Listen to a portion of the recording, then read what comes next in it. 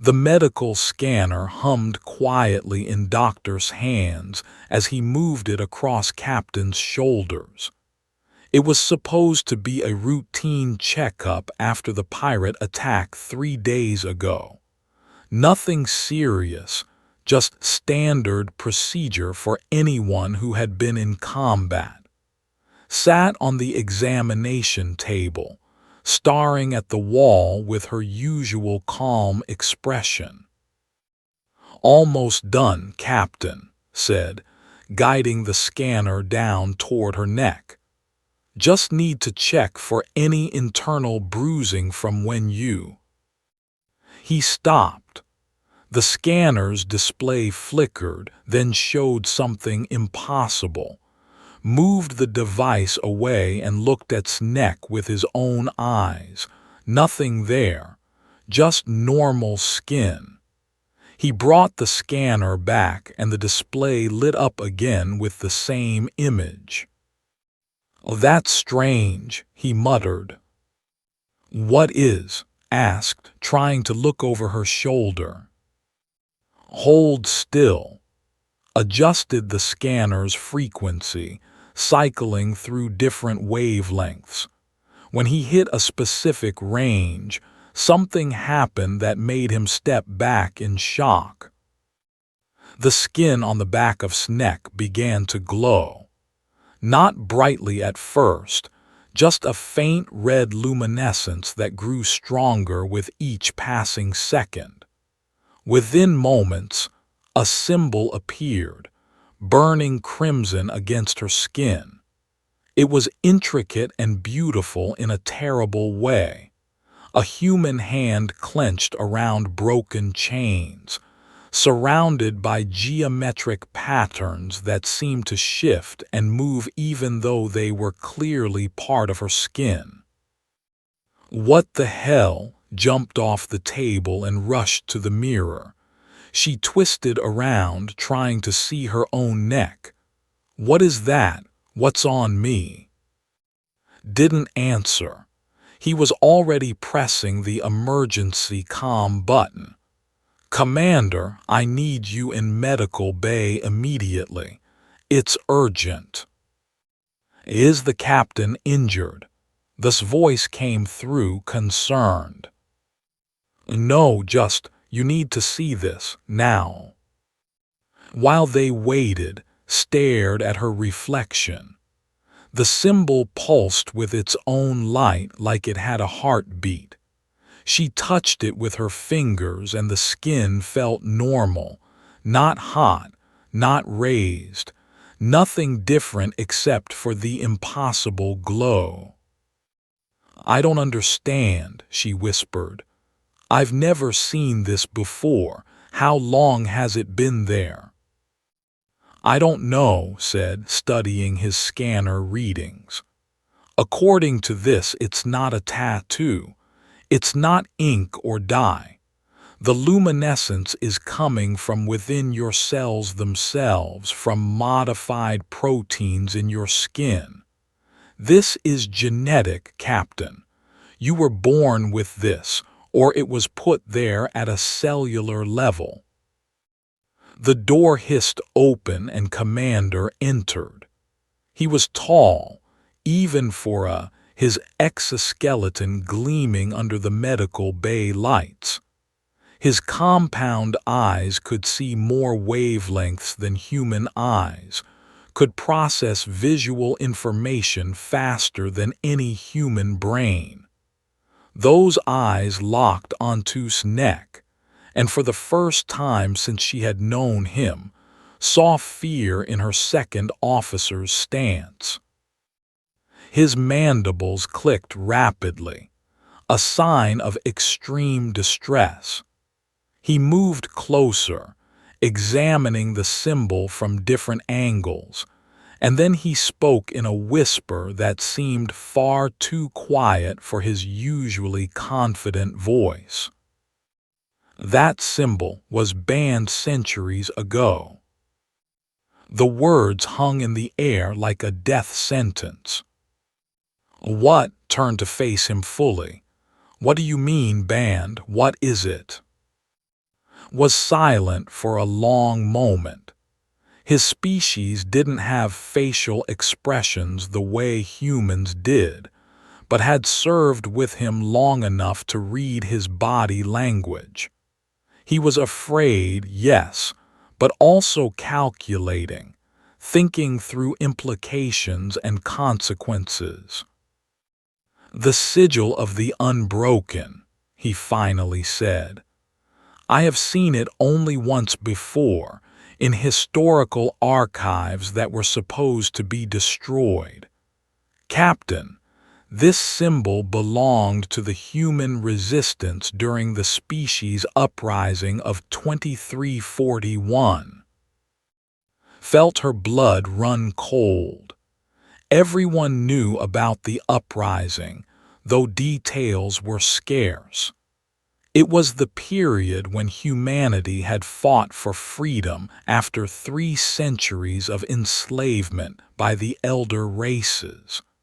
The war had been brutal beyond measure, and the peace that followed had required both sides to bury most of the truth. The unbroken were the most radical faction, continued.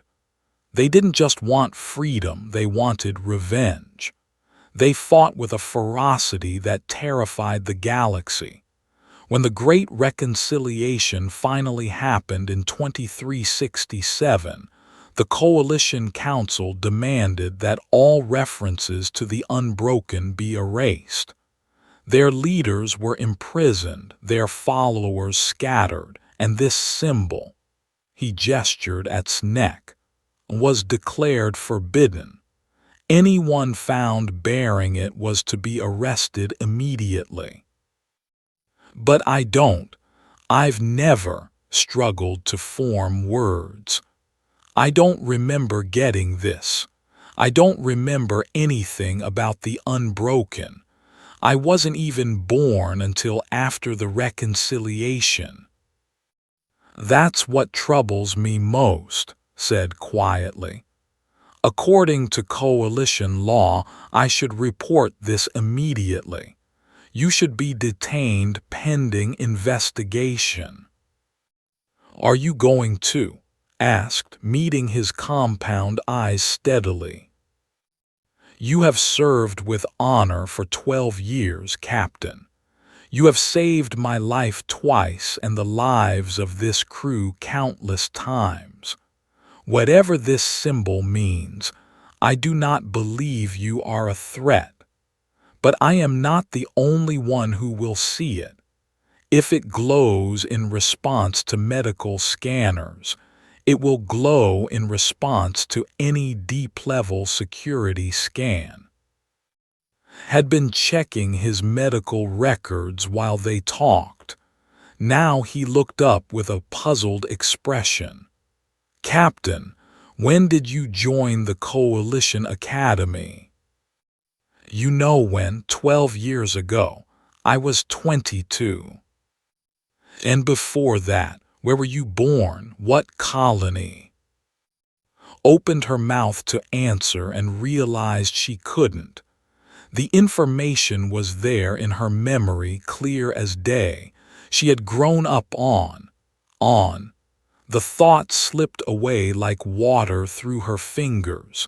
She had been born on, somewhere. She had parents, didn't she? Their names were. I don't know, she said slowly, horror creeping into her voice. Why don't I know? His fingers flew across his console. Your personnel file. It only goes back 12 years. Before that, nothing. No birth certificate, no family records, no educational history. Captain, according to official records, you didn't exist before age 22. The medical bay seemed to spin around. She grabbed the examination table for support. That's impossible. I have memories. I remember being a child, remember school, remember. But now that she was trying to focus on those memories, they were vague and blurry, like pictures seen through thick fog. She could remember feelings, general impressions, but no specific details. No faces, no names, no places. "Someone erased your past," said grimly. "The question is why?" Before anyone could respond, the ship's alarm blared to life. Lieutenant's voice came through the comm system, tight with urgency. "Captain to the bridge. We've received a distress signal from Bastion 7. The entire colony has gone silent." Pushed her confusion aside. She was a ship captain first, and personal mysteries would have to wait. "On my way. Not a word about this to anyone. We'll figure it out after we handle the distress call." She pulled on her uniform jacket, making sure the collar covered her neck, and headed for the bridge at a run. Behind her, the symbol continued to glow, visible to anyone with the right kind of scanner. The ship dropped out of faster-than-light travel 6 hours later, entering orbit around Bastion 7. It was a beautiful planet, green and blue, home to 50,000 human colonists who grew food for a dozen nearby systems. "I'm not reading any communications," reported from Tactical. "No radio, no emergency beacons, nothing." "Life signs?" asked. "Negative, Captain. But that doesn't make sense. The buildings are all intact, power is running, but I'm not detecting a single human biosignature on the entire planet." Studied his console. "Shall I prepare an away team?" "Yes, full security detail. I'm going down with you." They took a shuttle down to the colony's main settlement. The streets were empty but showed no signs of struggle. Gardens were neat, doors were closed properly, vehicles were parked in orderly rows. It was as if the population had simply vanished. Then called out from ahead, "Captain, you need to see this." Ran to where her lieutenant stood before the colony's administrative building. The wall facing them was covered in paint, red paint that looked disturbingly like blood. Painted across the entire surface was the same symbol that glowed on its neck. The sigil of the Unbroken, 50 feet tall, gleaming wet in the afternoon sun. And written beneath it, in perfect coalition standard script, were words that made's blood freeze. "They are coming, the sleepers wake, humanity will not kneel again."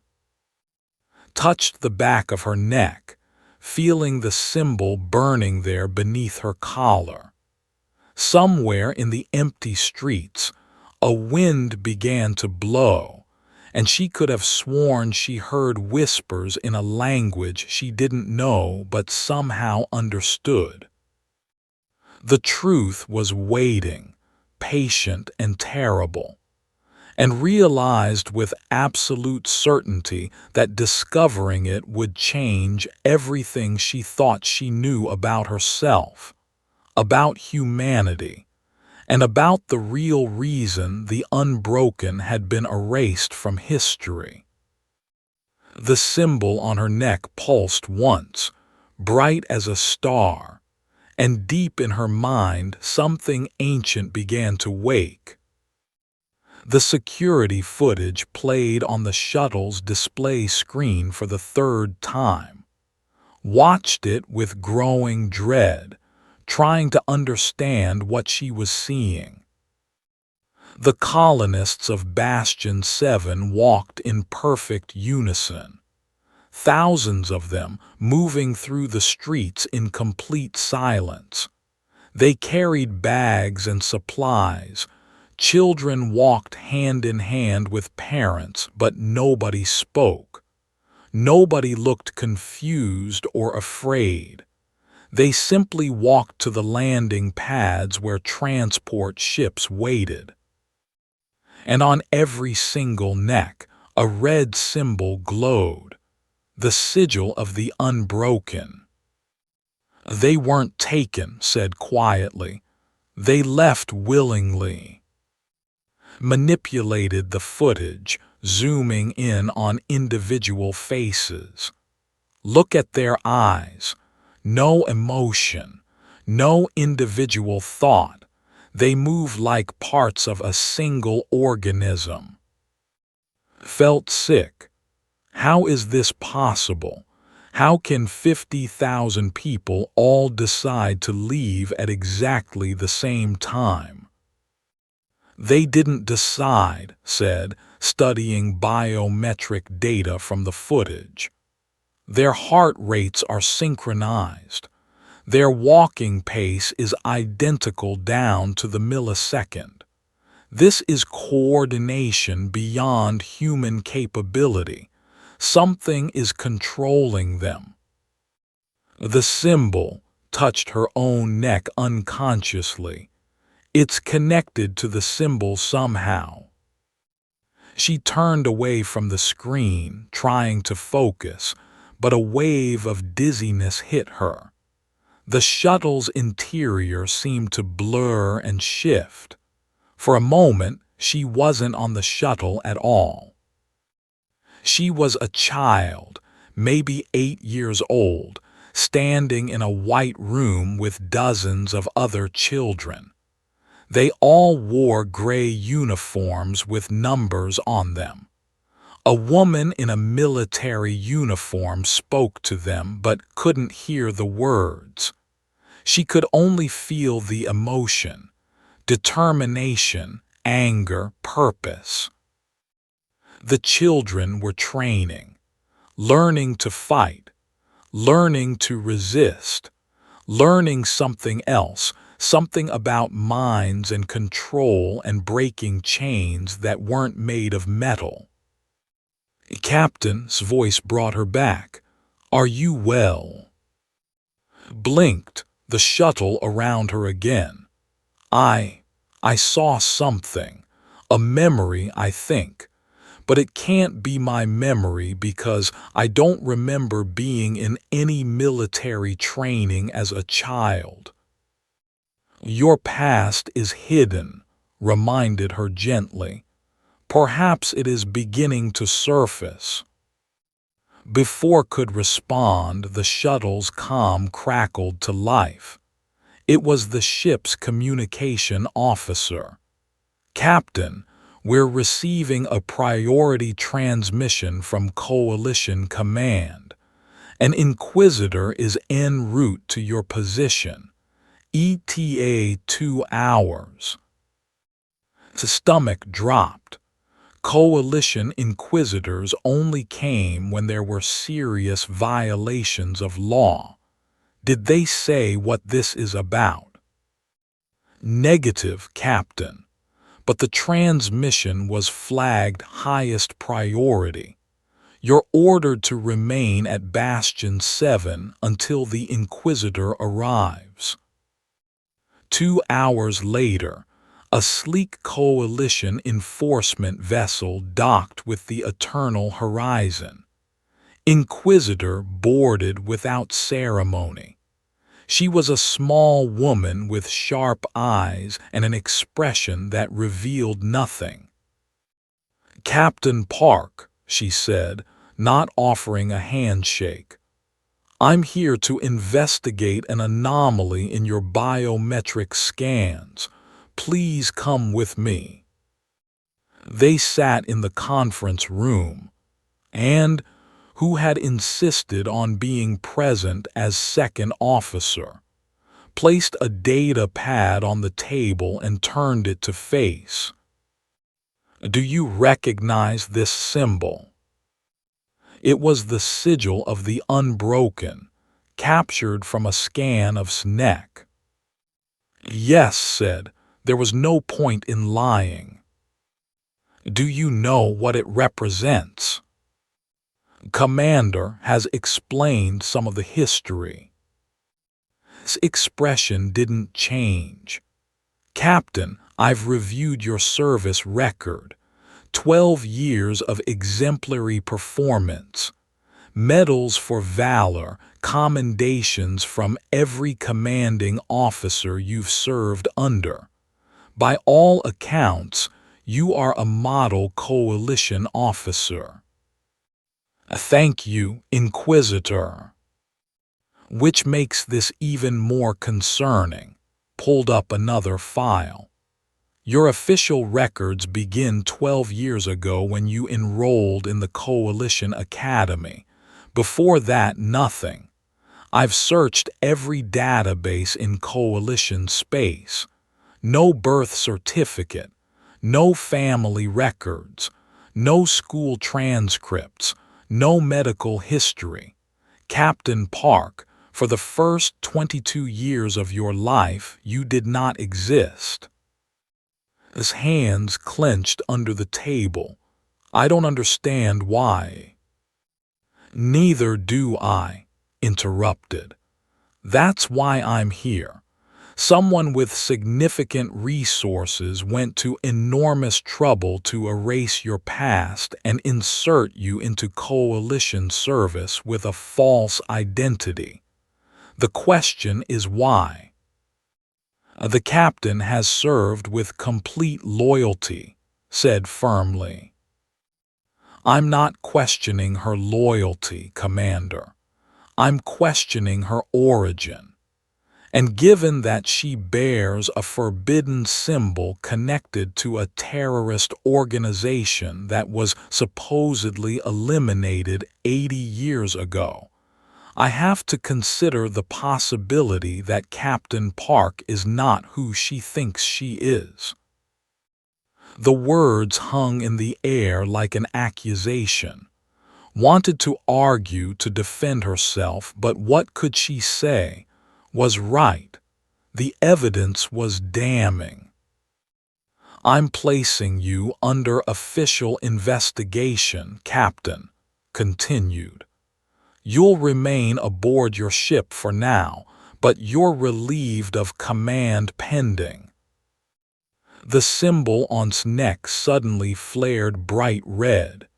She gasped as heat flooded through her body. The conference room spun, and this time the vision was much stronger. She was in the White Room again, older now, maybe 15. The woman in the uniform stood before her. This time could hear the words. You are unbroken. When the chains return, you will wake. You will remember. You will fight. What is your purpose? The young heard herself ask. To ensure humanity never kneels again. To be the weapon that activates when all other defenses fail. You are insurance, child. Insurance against extinction. The vision shattered, found herself on the floor of the conference room, and were both standing over her, concerned. But what shocked her was that she was speaking, words pouring from her mouth in a language she didn't consciously know. His translator implant processed it. His eyes widened as he heard the translation. When the chains return, the unbroken shall rise. His mouth snapped shut. She stared up at them, terrified.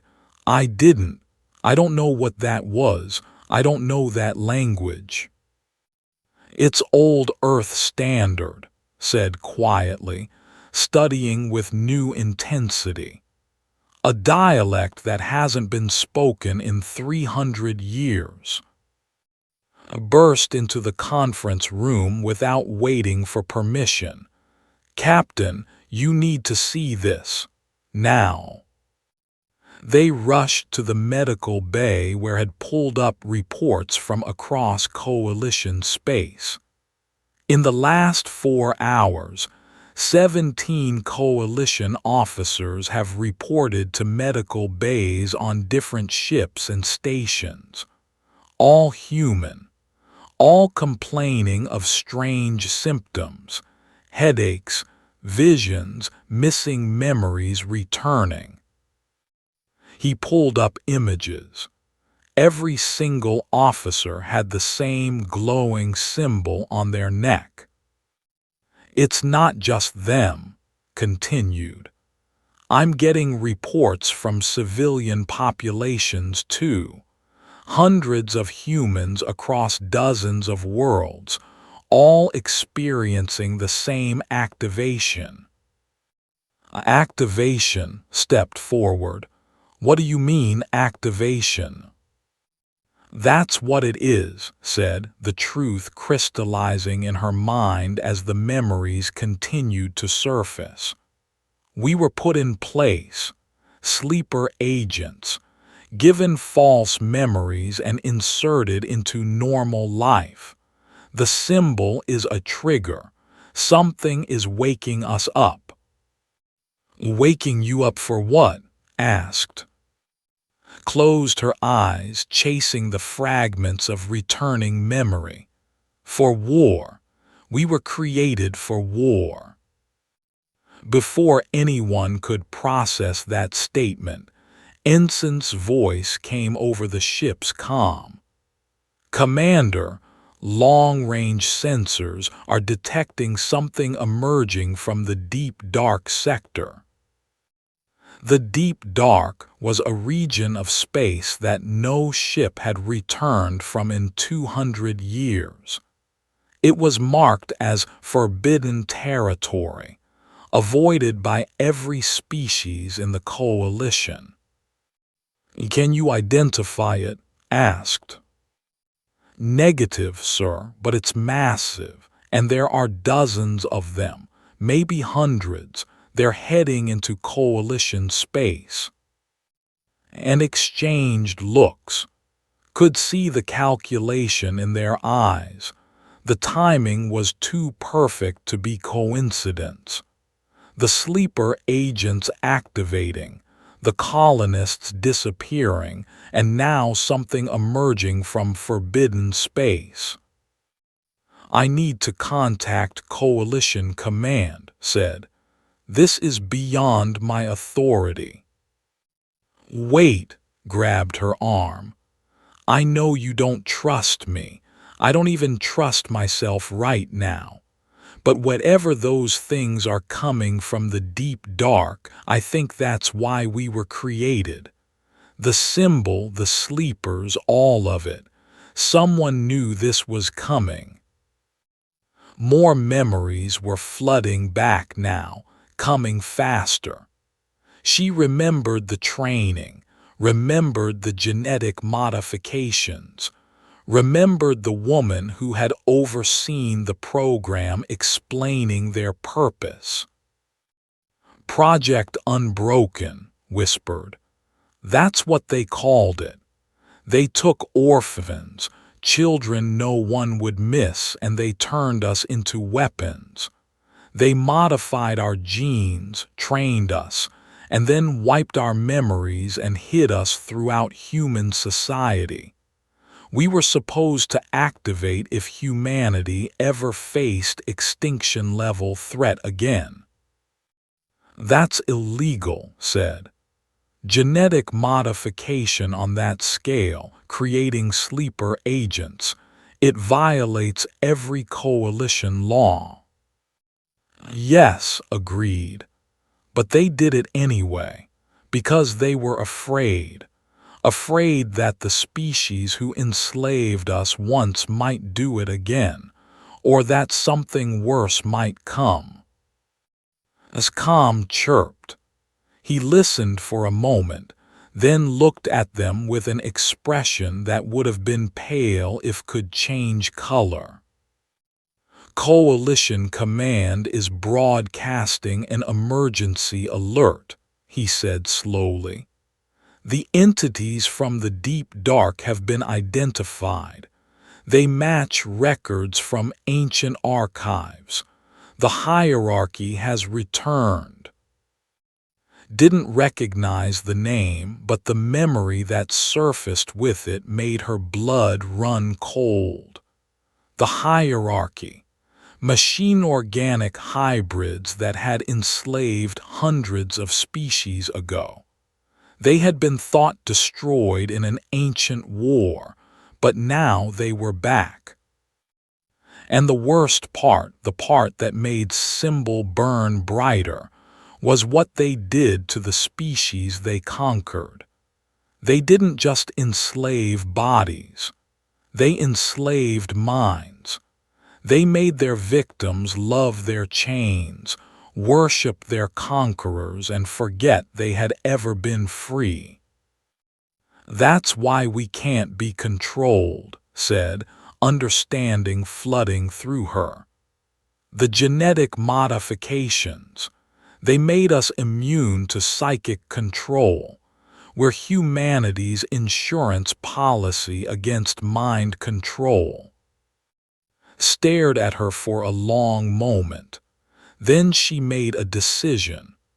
I'm lifting the investigation for now. Captain Park, I don't know if what was done to you was right or wrong, but if the hierarchy is really back, we need every weapon we have, including you. The ship's sensors blared another alert. His voice cut through the calm.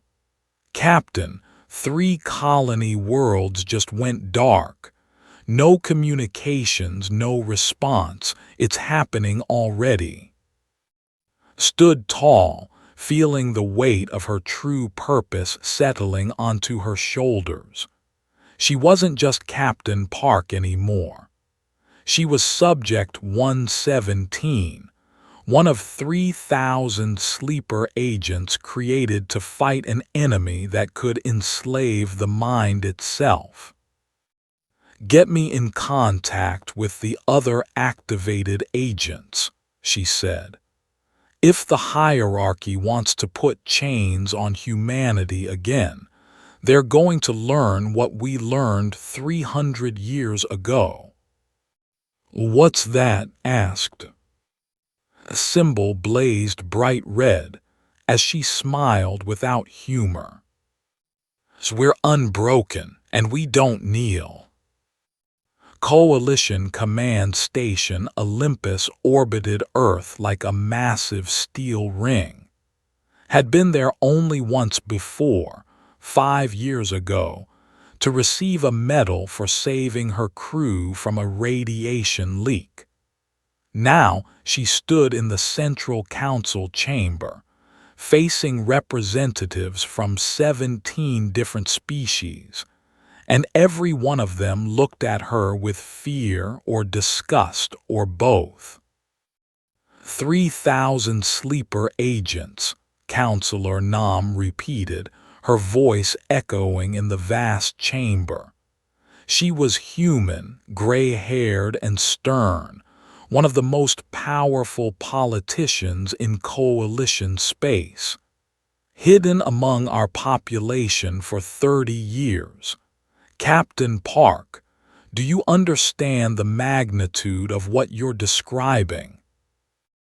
Yes, Counselor, said calmly. I understand it's illegal. I understand it's a violation of trust.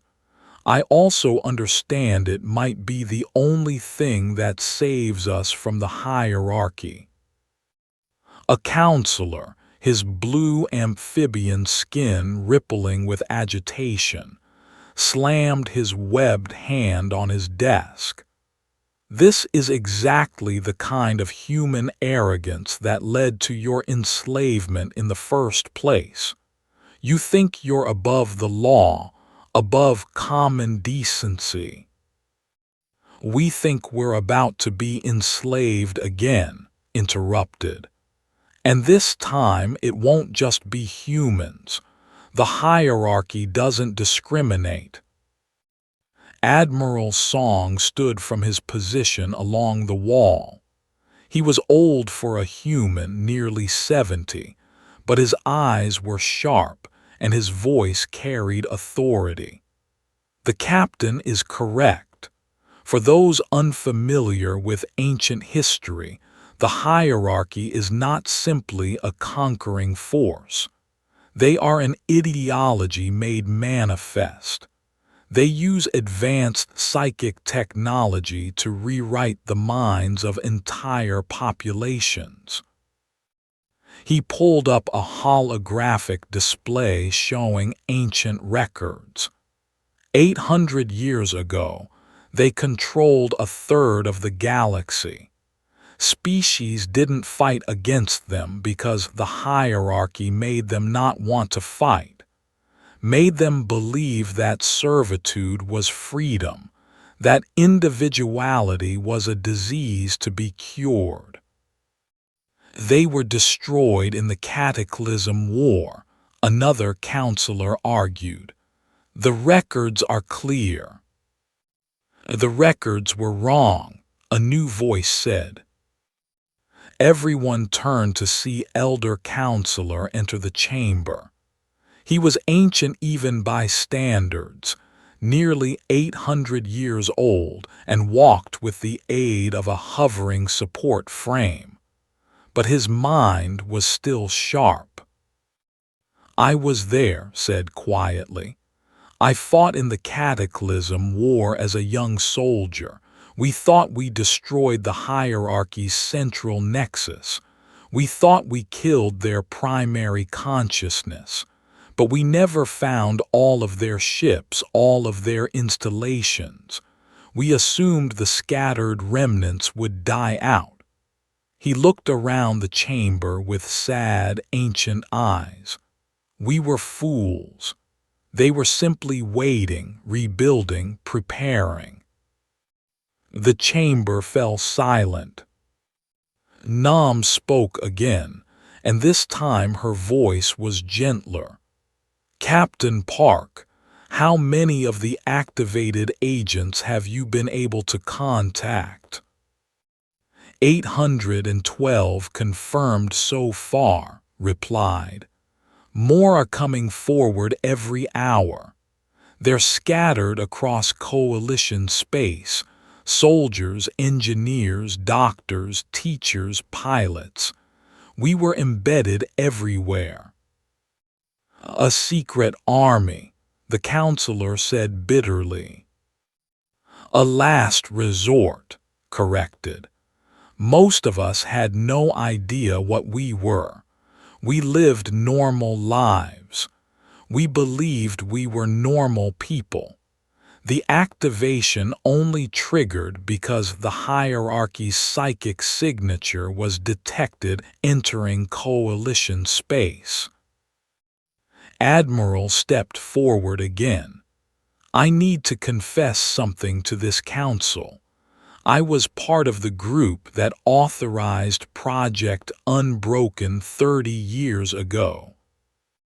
The chamber erupted in shocked voices, raised his hand for silence. We did it in secret because we knew it would be rejected if brought before the council.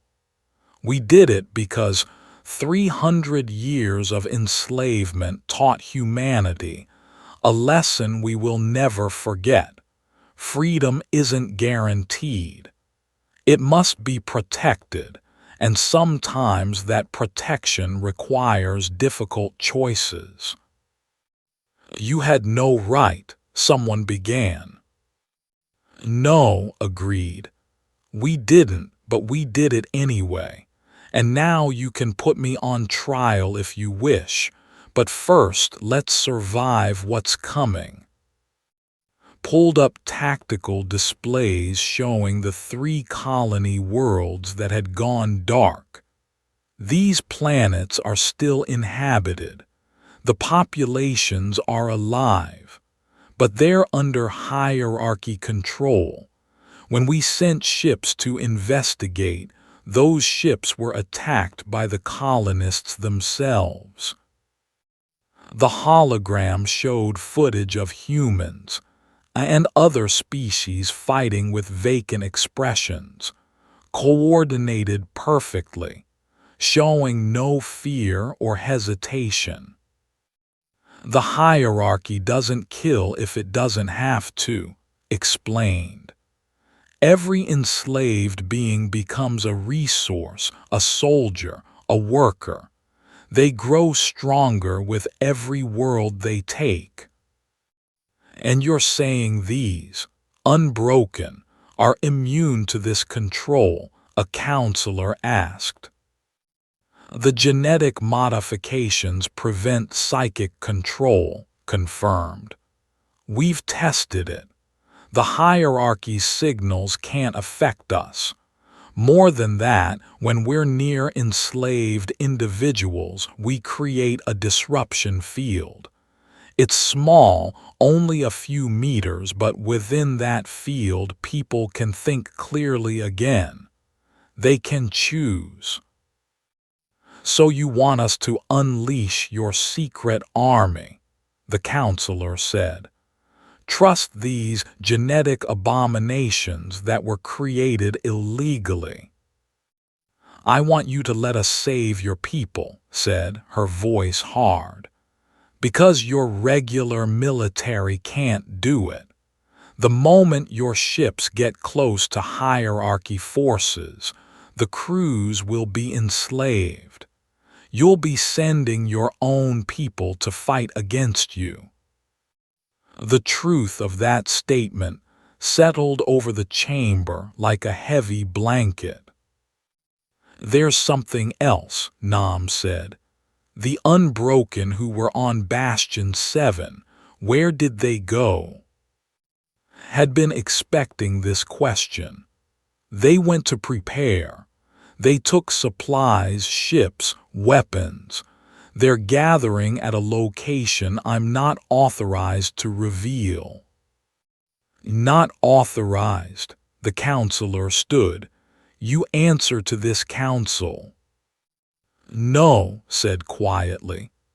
I answer to the protection of humanity. And right now, humanity is preparing for war. You can join us or you can try to stop us. But either way, we're going to fight. The chamber erupted in argument.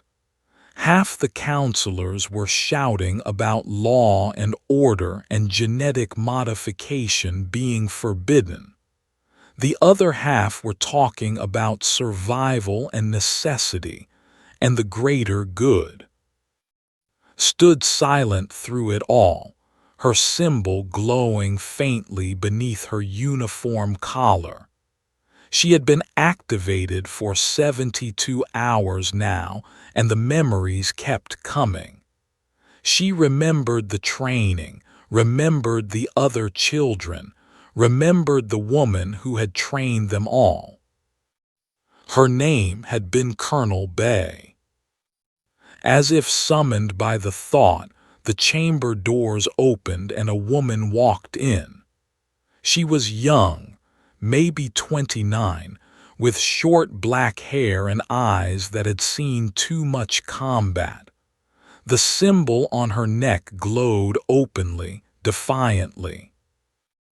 Captain Park, she said with a slight smile. Or should I say, it's been a long time.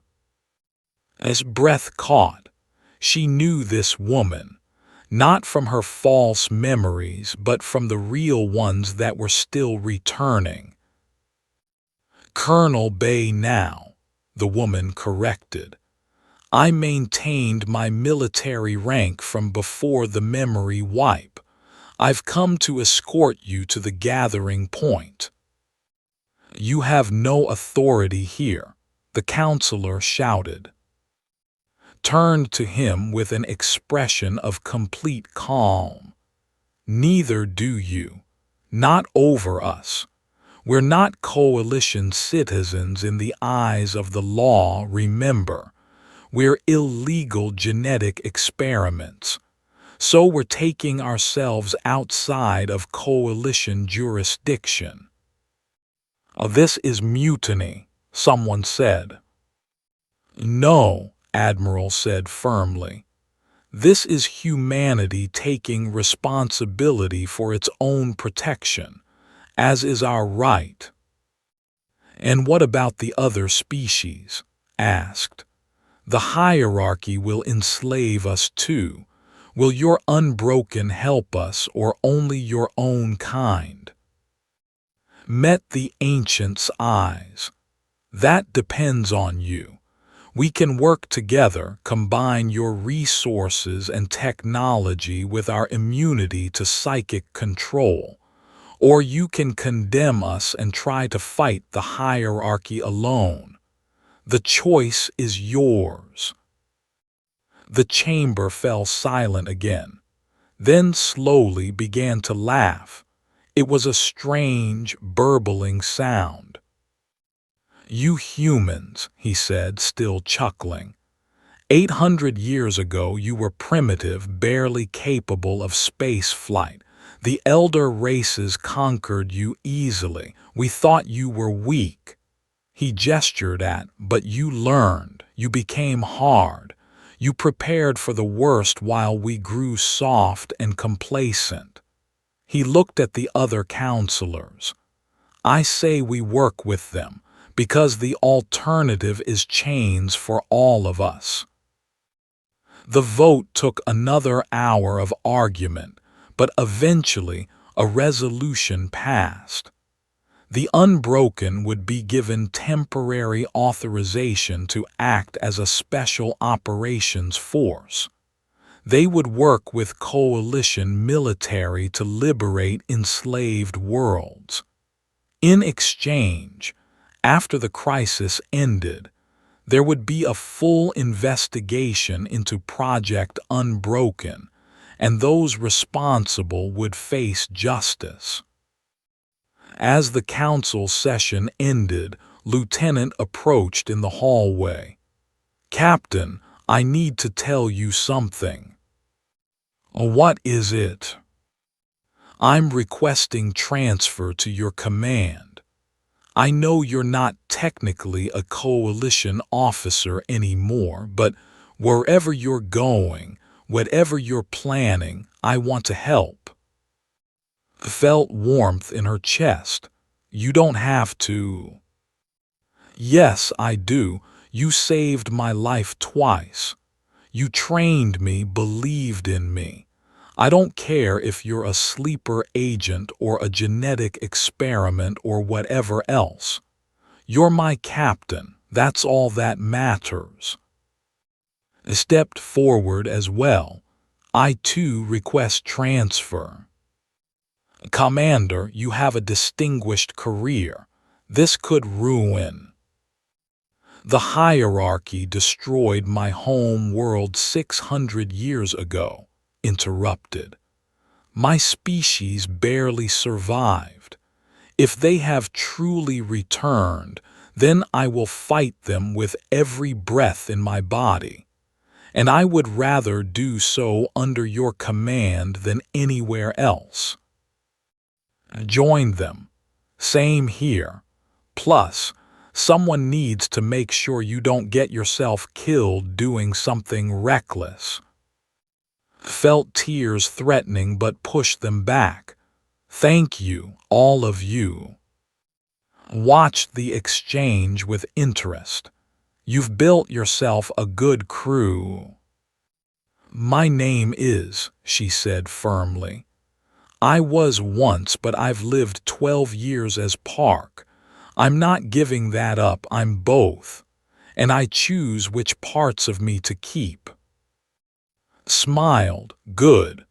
Because we're going to need every part of you for what comes next. The hierarchy has taken 12 colony worlds in the last week. Millions are enslaved. We have to hit them hard and fast, show them that humanity isn't easy prey anymore." "What's the plan?" asked. "We've got 800 unbroken gathered at our base. More arrive every day. We're organizing strike teams, small groups that can board enslaved ships and planets, create disruption fields, and give people a chance to fight back. But it's dangerous. The hierarchy learns from every encounter." Looked at her crew, at the symbol glowing on her neck. She had been a weapon once, created in secret and hidden away. Now that weapon was needed, but she would use it on her own terms, fight her own way. "Let's go save the galaxy," she said. As they walked toward the transport that would take them to the unbroken base, alarms suddenly blared through the station. A terrified voice came over the comm system. "All hands, we have a hierarchy vessel entering Earth orbit. I repeat, the hierarchy is at Earth." And exchanged glances, then broke into a run toward the nearest observation deck. What they saw made blood freeze. A massive ship hung in space above humanity's home world. It was beautiful in a terrible way, organic curves merged with crystalline structures, pulsing with strange light. And from it, a signal began to broadcast, a psychic wave that washed over the planet below. On Earth, billions of humans suddenly stopped what they were doing. Their eyes went blank.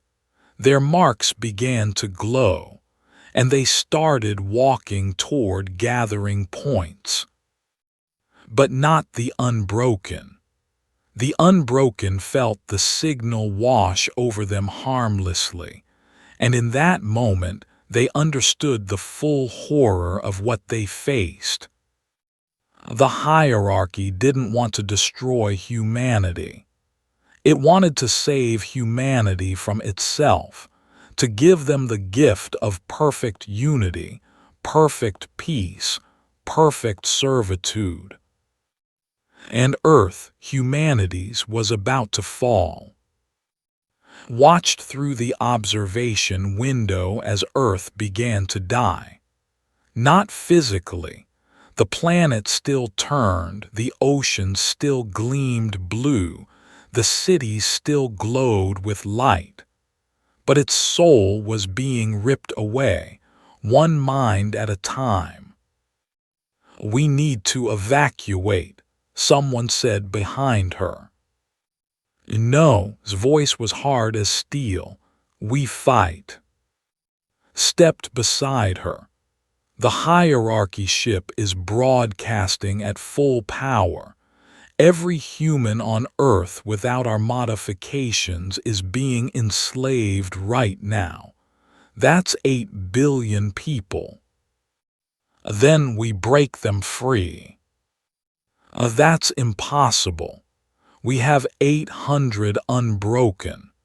Even if we could get down there, even if we could create disruption fields, we can't cover a whole planet." "We have to try." Turned to face her crew and the other unbroken who had gathered.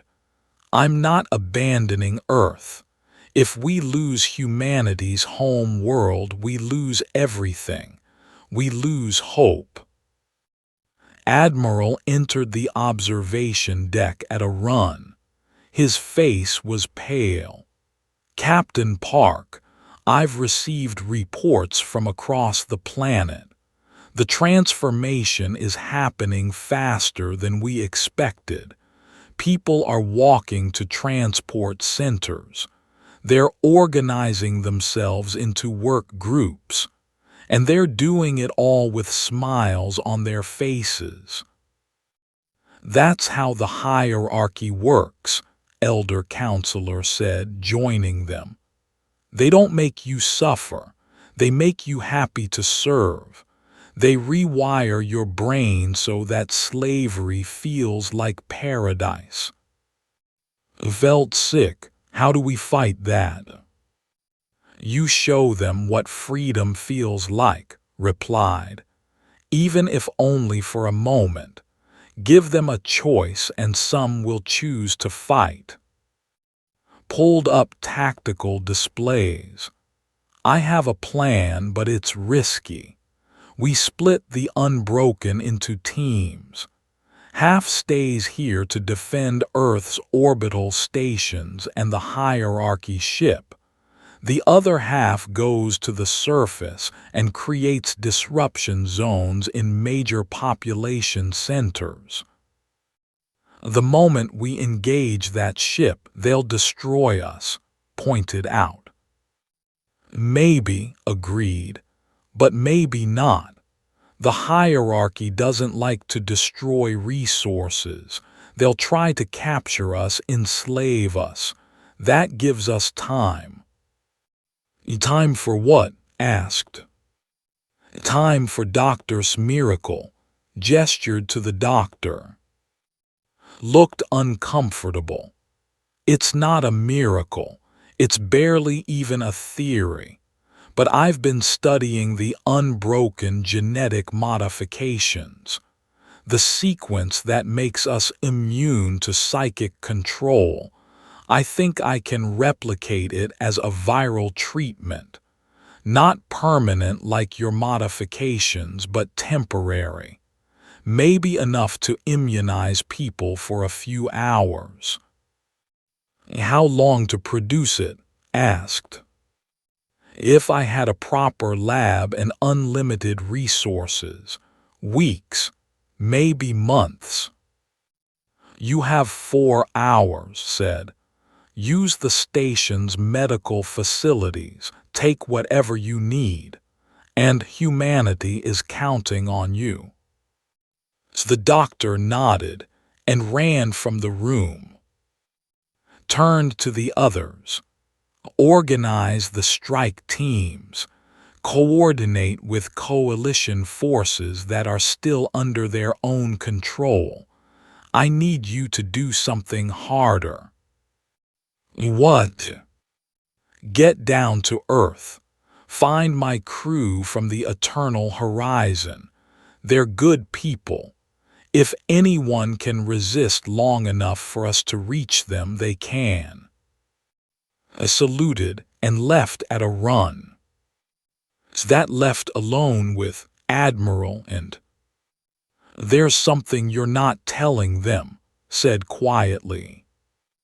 Nodded. The hierarchy ship. It's not just broadcasting a control signal. It's communicating with me. The others stared at her. What do you mean, communicating? Demanded.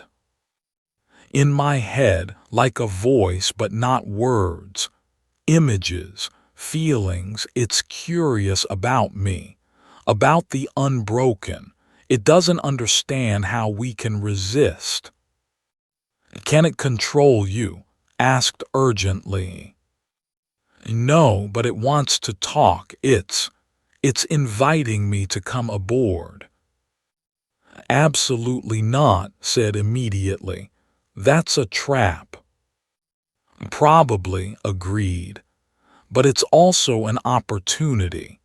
If I can get close to their command consciousness, maybe I can disrupt it, create a bigger dead zone, free more people. Or they'll kill you, countered. Maybe, but I'm not abandoning Earth without trying everything. The next 3 hours were chaos. Unbroken teams deployed to Earth's surface, materializing in cities across the planet, went with a team to Seoul, appearing in the middle of a gathering plaza where thousands of humans stood in perfect silence. The moment stepped into their midst, something changed. The people nearest to her blinked, confusion crossing their faces. The hierarchy's signal couldn't penetrate the disruption field her modified genetics created. "Listen to me," shouted. "You're being controlled. The hierarchy is in your mind. Fight it." Some people just stared at her blankly. Others began to scream as they realized what had happened to them. A few, the strongest-willed, began to fight back, attacking the still enslaved people around them. It was brutal and heartbreaking. Watched friends fight friends, families torn apart by invisible chains. Then hierarchy forces arrived. They weren't machines or aliens. They were humans who had been enslaved longer, modified more thoroughly. They moved with inhuman precision, attacking team with weapons and controlled psychic bursts. One of the unbroken specialists stepped forward. He was a quiet man, but his ability was extraordinary. He could amplify the disruption field, creating a zone nearly 50 meters wide.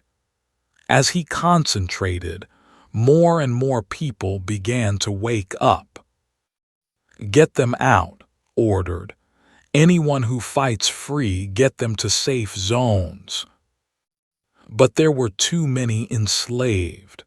For every person they freed, 10 more attacked.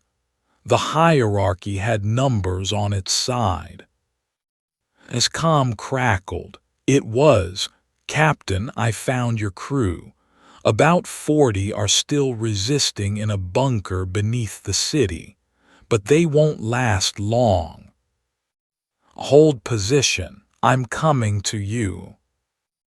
As fought through the streets, she felt the hierarchy's presence in her mind grow stronger. It was learning from every encounter, adapting, and it was still curious about her. Finally, she reached the bunker. Inside, she found with 40 terrified but determined crew members from various coalition ships. They had barricaded themselves in and were fighting off waves of enslaved attackers. "Captain," one of them shouted, "thank God, we thought we were the only ones left." "You're not alone," assured them. "Doctor is working on a treatment. We just need to hold out a little longer." "How much longer?" "I don't know." The answer came an hour later. His voice came through every comm in the city. "I've done it. The treatment is ready. It's not permanent, but it should give immunity for 6 to 8 hours. I'm releasing it now as an aerosol. Everyone in Seoul should be covered within 30 minutes. Felt a surge of hope. All teams prepare for mass awakening. This is going to get messy. Messy was an understatement. As the treatment spread through the air, millions of people suddenly woke up to find themselves in a nightmare. They had been enslaved for hours, forced to do things against their will. Some broke down. Some went mad. Some fought with desperate fury. But they were free. The hierarchy's response was swift and terrible. The ship in orbit began to descend. its psychic signal growing stronger, trying to overwhelm the temporary immunity. "It's coming down," reported from her position. "If it lands, the signal will be too strong. The treatment won't be enough." Made a decision. "I'm going up there. I'm accepting its invitation." "That's suicide," argued. "Maybe, but it's also the only way to stop this. The hierarchy wants to understand me, wants to understand how we can resist. I'm going to show it." Before anyone could stop her, activated her personal transport beacon. The hierarchy ship detected it immediately and pulled her aboard. She materialized in a vast chamber that was part organic, part crystalline, part something that hurt to look at. And waiting for her was something that might have been a body once but had been transformed into something else entirely. It said in a voice that came from everywhere and nowhere. "You are fascinating. You should not exist." "I exist because my species refuses to kneel," replied. "That is not what I mean. You exist because of fear, because of trauma. You are a weapon forged in pain. Is that truly existence, or is it just another form of slavery?" The words hit harder than any physical blow. Had asked herself the same question 1,000 times since she had awakened. Was she really free if she had been created for a purpose? "I choose what I become," she said finally. "You offer unity without choice. I choose freedom even if it means pain." Why? The hierarchy consciousness genuinely seemed to want to understand. Unity is peace. Individuality is conflict. Every being under our care is happy. They have purpose. They belong. What you call freedom, we call chaos. "Because chaos is real," said. "Your peace is a lie. You take away the thing that makes life worth living, the ability to choose your own meaning. And if your choices lead to suffering, then that's our choice to make." The hierarchy was silent for a moment. Then it showed her something, a vision of Earth from its perspective. Billions of minds, each one screaming its individual wants and needs, conflicting, fighting, suffering. Then it showed her Earth under hierarchy control. Peace, unity, purpose. "We are not evil," the hierarchy said. "We are salvation. We have saved hundreds of species from themselves. Join us willingly, and we will give humanity an honored place. You can keep more autonomy than others. You can help guide lesser species toward enlightenment." It was tempting, so tempting. No more war, no more pain, just peace and purpose. Thought of and. She thought of the crew she had led for 12 years. She thought of every mistake she had made, every hard choice, every moment of doubt. "No," she said simply. The hierarchy's presence pressed against her mind. "Then you will be enslaved like the others." "You can't enslave me. My genetics prevent it." "We can adapt. We have studied you. Soon your immunity will be useless. Your resistance is temporary. Surrender now or be forced to surrender later. Smiled. You don't understand humans at all. We don't surrender, we break. And when we break, we put ourselves back together sharper than before. That's what the unbroken means. We've been broken before. We learned from it, and we'll keep learning, keep adapting, keep fighting forever if we have to.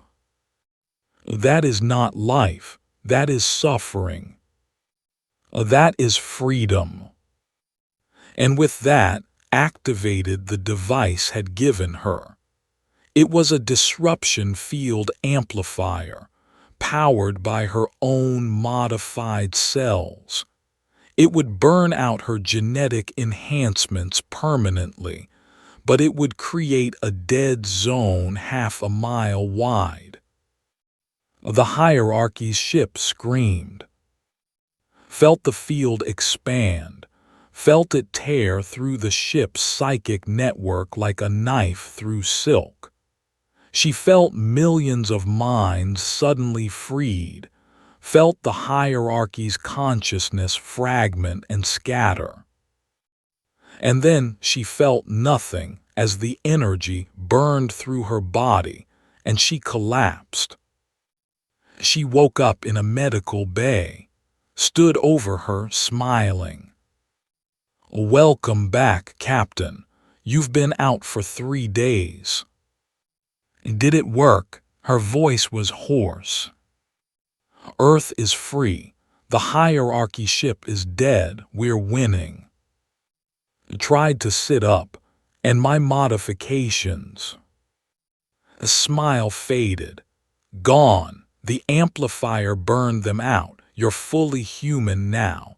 No immunity to psychic control. I should have felt scared. Instead, she felt free. The war lasted 6 months. 6 months of desperate fighting across 100 worlds. 6 months of losses that would echo through generations. But humanity and the coalition were winning, slowly but steadily. Stood on the bridge of a new ship, the Phoenix rising, watching as another hierarchy vessel went dark. Without their central consciousness coordinating them, the hierarchy forces were disorganized, vulnerable. The unbroken strike teams had learned to target their command nodes, creating cascading failures that freed entire fleets at once. "Captain, we're receiving a signal from the deep dark," reported. She was first officer now, promoted after the Battle of Earth. "It's weak, but it's definitely hierarchy origin."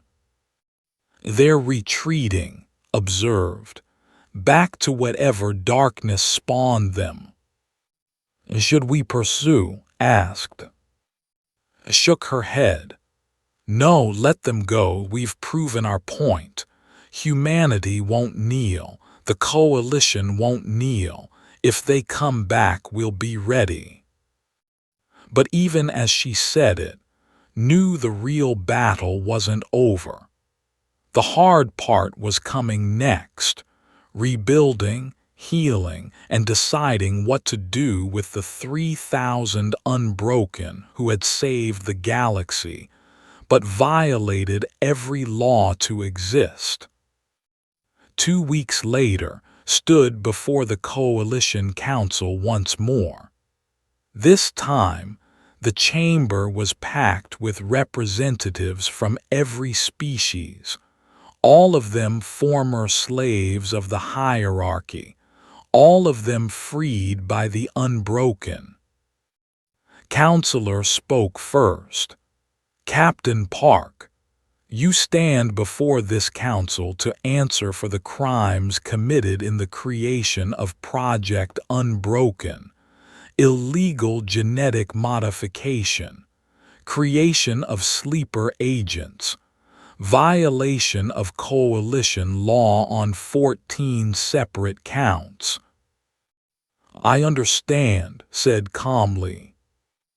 However, continued, and a slight smile touched her lips, you also stand here as the person who saved 8 billion lives on Earth alone, who led the liberation of 47 enslaved worlds, who sacrificed her own genetic enhancements to destroy the hierarchy's central consciousness.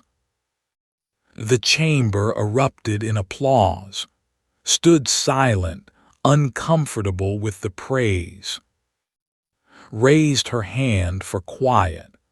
This council faces an impossible question. How do we punish those who saved us?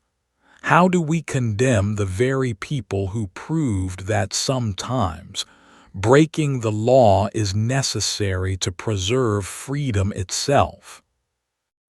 Elder Counselor stood. He moved slowly, but his voice was strong. I have lived 800 years. I have seen empires rise and fall. I have seen species flourish and die. And in all that time I have learned one truth.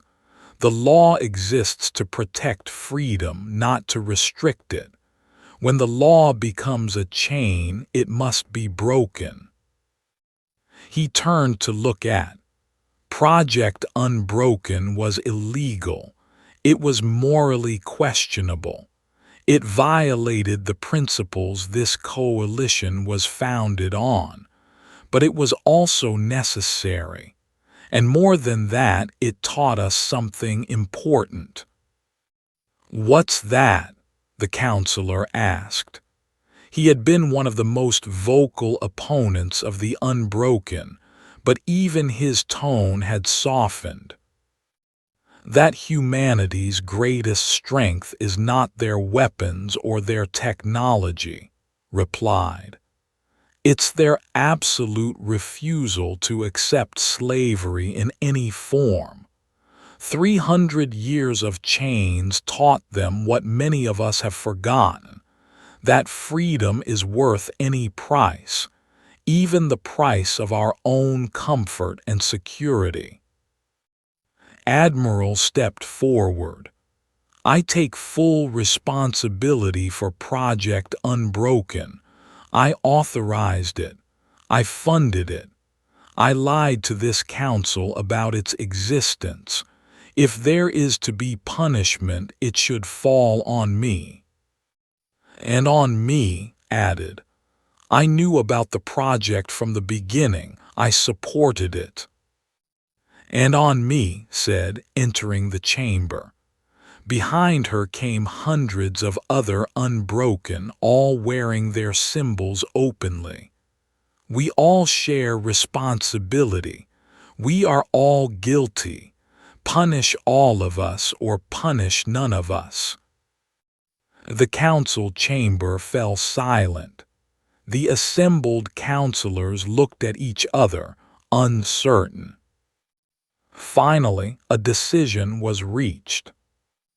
The Council finds that while Project Unbroken violated numerous laws, announced, the creators acted with the intention of protecting humanity and, ultimately, all species in the coalition.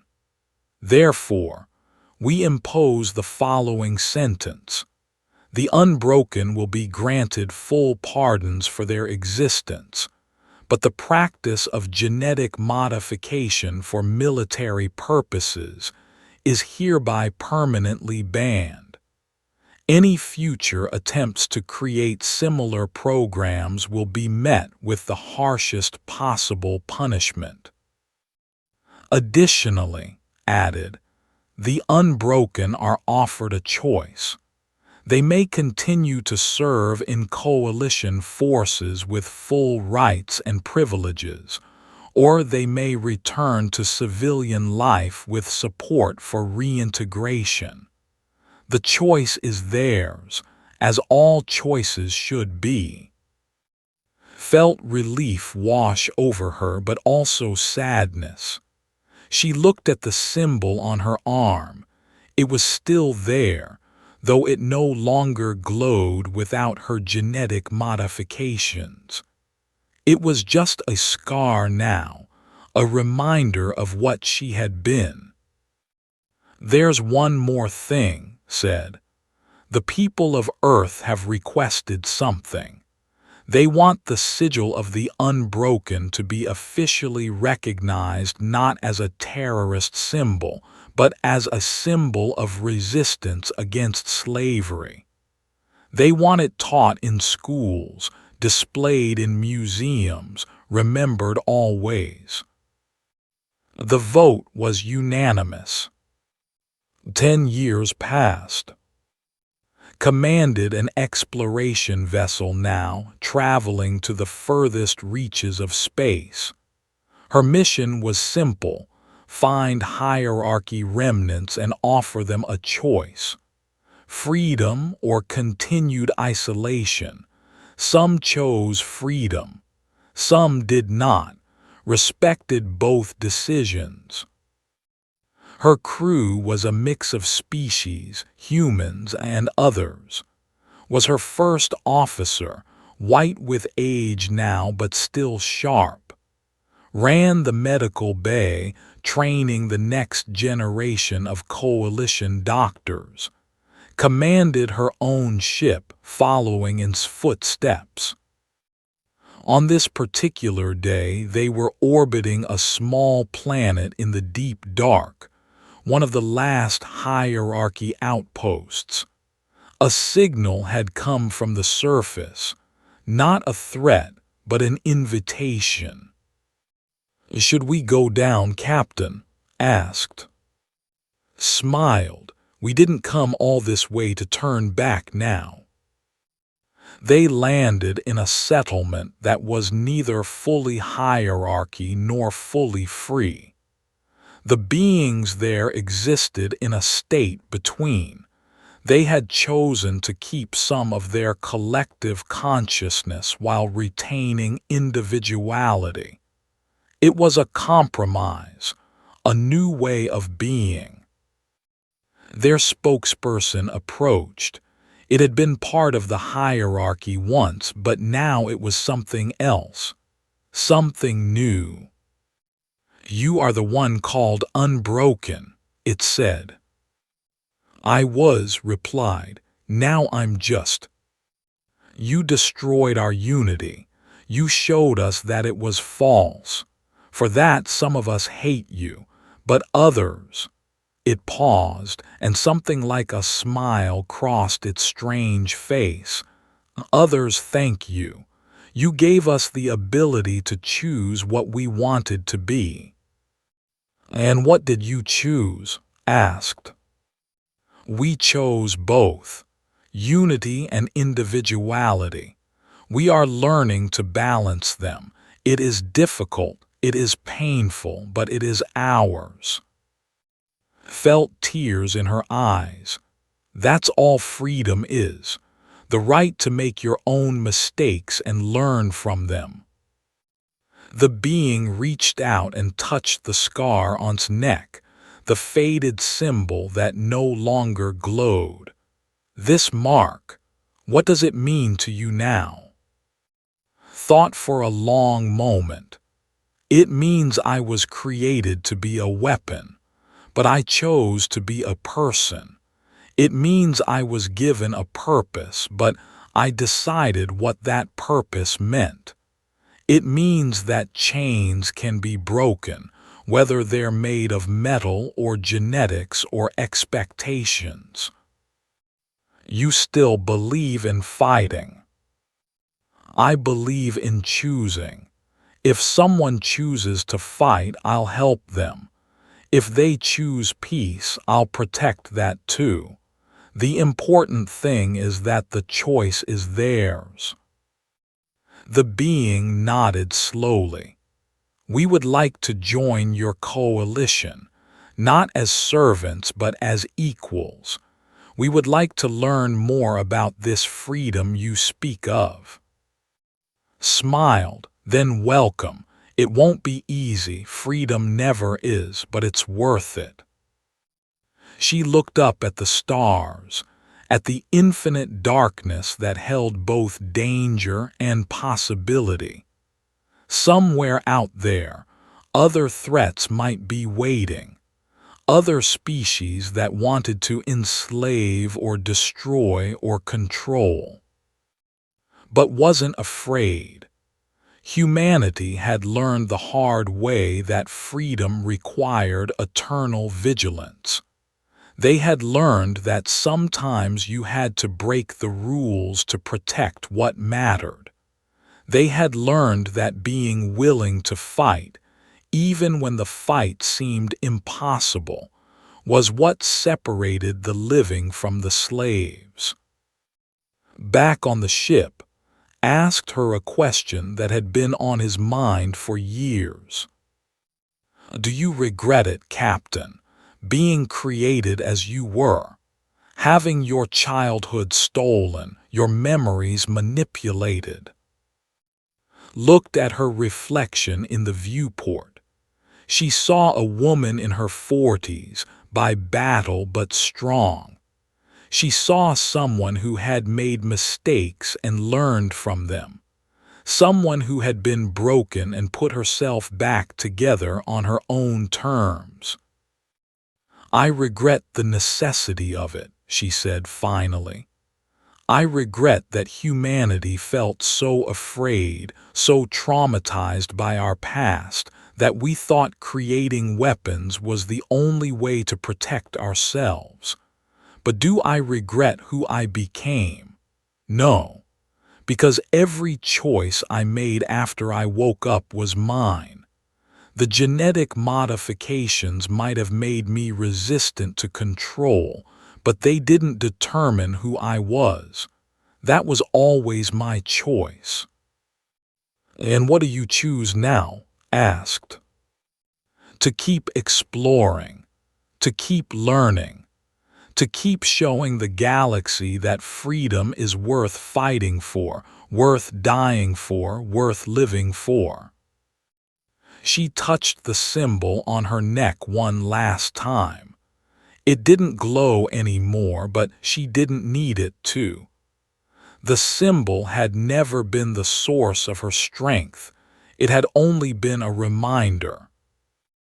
The true power of the unbroken had never been their genetic modifications or their immunity to control. It had been their absolute refusal to accept that any being, anywhere, should live without the right to choose their own path. And that power didn't come from science or genetic engineering. It came from something much simpler and much more profound. The stubborn, beautiful, impossible human insistence that life without choice was no life at all. "Set course for the next system," ordered. "There are more people out there who need to remember what freedom feels like." As the ship jumped to faster-than-light travel, whispered words that had become something of a prayer among former unbroken agents. "We were forged in fire, we were created as weapons, but we chose to be more.